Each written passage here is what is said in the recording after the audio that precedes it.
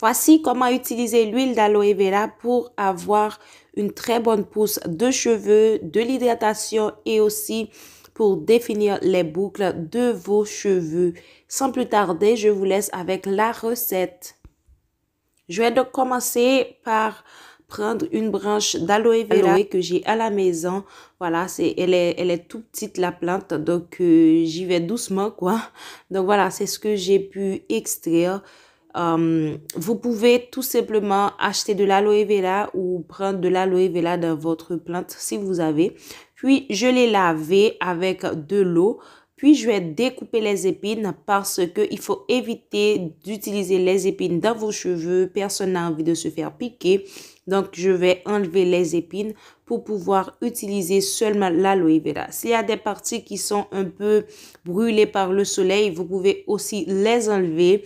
J'ai des parties qui sont brûlées par la glace du matin. Donc, voilà. Donc, c'est pour ça maintenant, je garde ma plante d'aloe vera à l'intérieur. Je laisse plus dehors parce qu'il fait trop froid.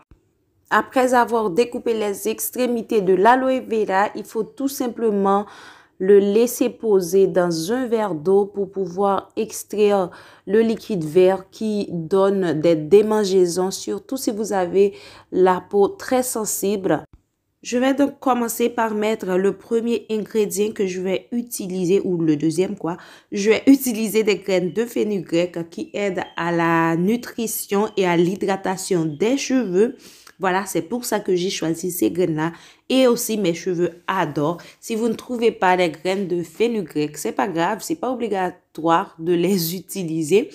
Donc, puisque j'en avais à la maison et je sais que ça aide à l'hydratation, j'ai choisi de les utiliser pour pouvoir renforcer ma recette.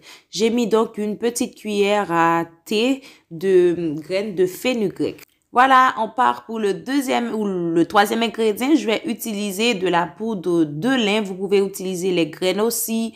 Il n'y a aucun problème. Graines ou poudre, c'est la même chose. Donc, j'avais de la poudre à la maison. Voilà, c'est pour ça que je vais utiliser de la poudre. Sinon, ce serait de la graine, il n'y a aucun problème. Donc, je vais aussi mettre une cuillère à thé. Vous savez, les graines de lin ou le lin a de nombreux bienfaits pour les cheveux tels que l'hydratation, la nutrition, l'élasticité des cheveux.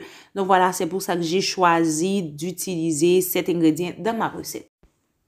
Après quelques 3 heures de pause, j'ai mon aloe vera qui est prêt à être utilisé. Si vous voulez, vous pouvez laisser poser toute la nuit pour avoir un meilleur résultat.